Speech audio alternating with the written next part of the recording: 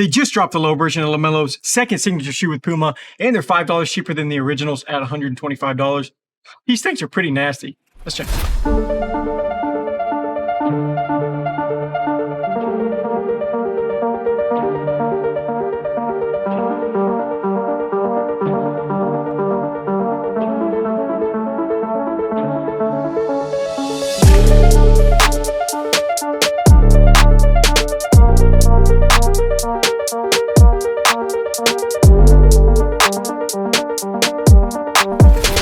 Welcome back to our channel. As you can see, today we're going to be breaking down all of the performance aspects for this low variation of the Melo Ball 2.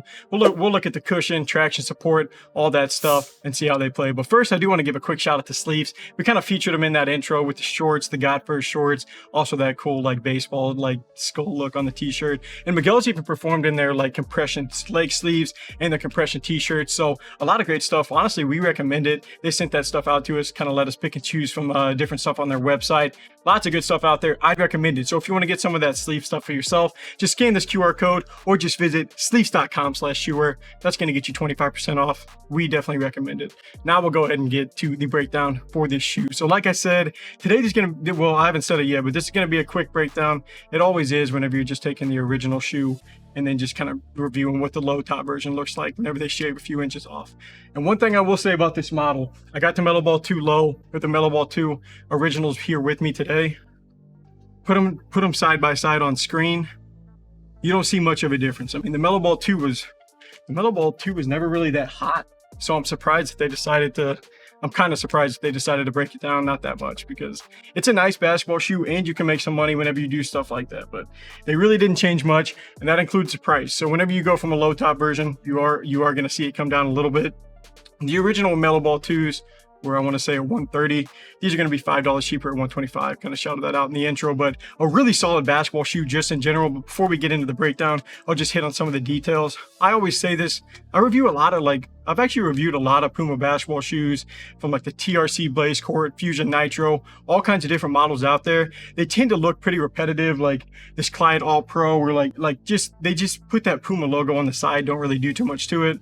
In Melo's line, they switch it up a little bit. They actually give you some flames and stuff on there. I thought that was pretty cool. Miguel was really singing the praises of like the colorway for these, with that mint green sole and like kind of a light gray, like a wolf upper. I think that looks really sweet too. Definitely not a bad design. I mean, they do a lot of stuff to Melo's thing, like the details on the heel. I thought that was a really cool setup. Kind of matches like a tattoo that he has. Details have never been an issue on the Melo Ball 2, but it's just a low version. You saw all the same stuff on the high. So now we'll get to the court, see how they play.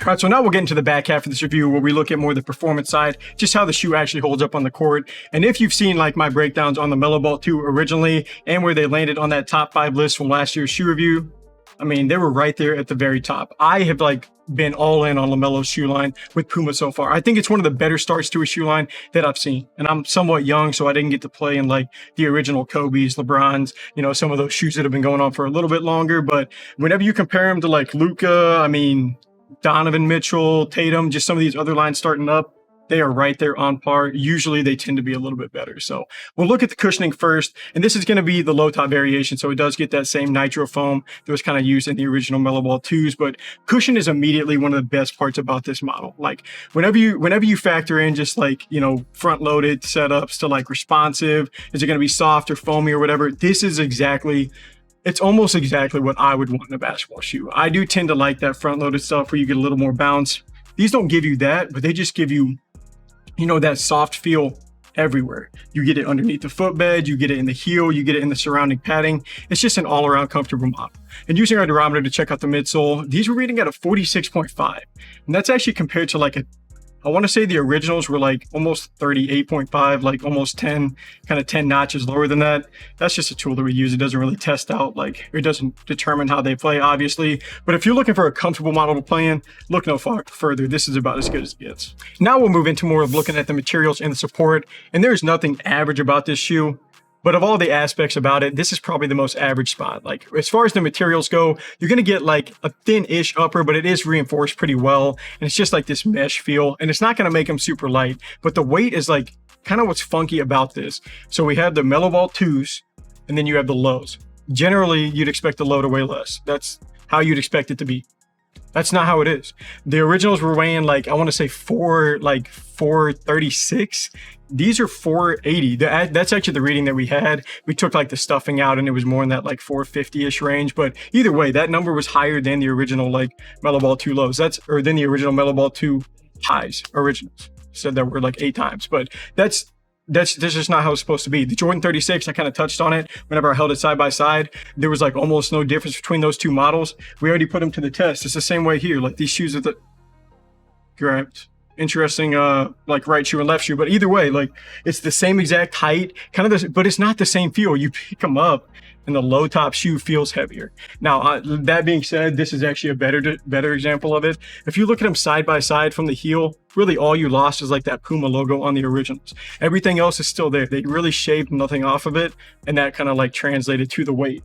That's why they're similar. But the support, to get back on track, that was such a long spiel, but we didn't spend much time anywhere else.